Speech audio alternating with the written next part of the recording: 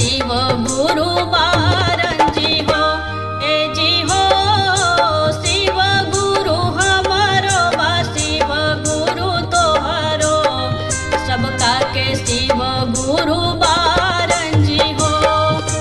नदिया पहाड़ चाहे बाग हो बगीचा, नदिया पहाड़ चाहे बाग हो बगीचा, चाहे जीव जंतु हो चाहे पशु पक्षी, सबका के बारन पालन हारन जी हो।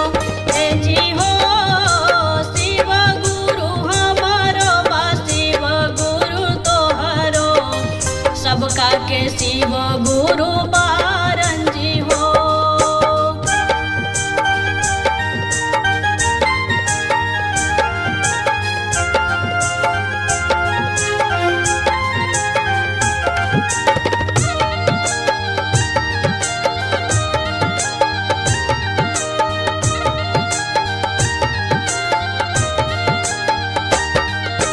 पूछियो ना दिखे शिव गुरु जी के बिना, गुरु जी के कृपा त होखे सब दीना।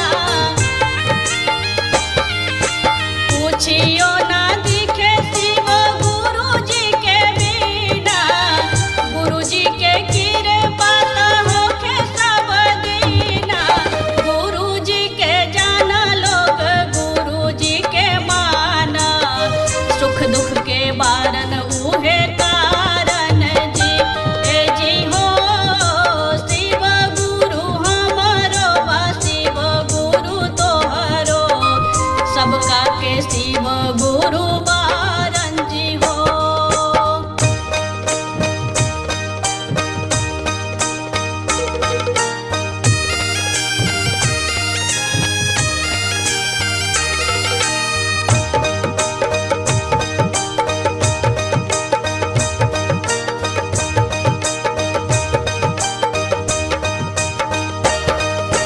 गुरु जी के नाम से तो बन जाला जतरा, रहिया न रोके कोनो काल चाहे खतरा।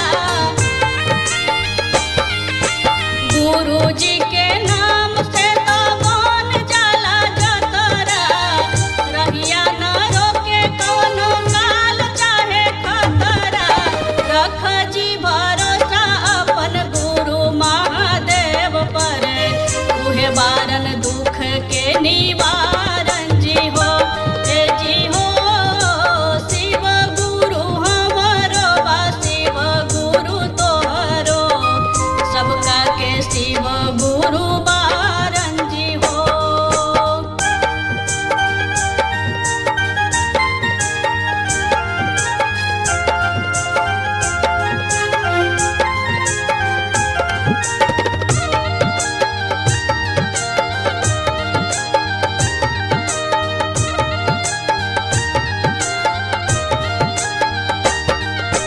बबीता त जपे शिव शंकर त्रिपुरारी, विनती करेले बाबा गणेश बिहारी।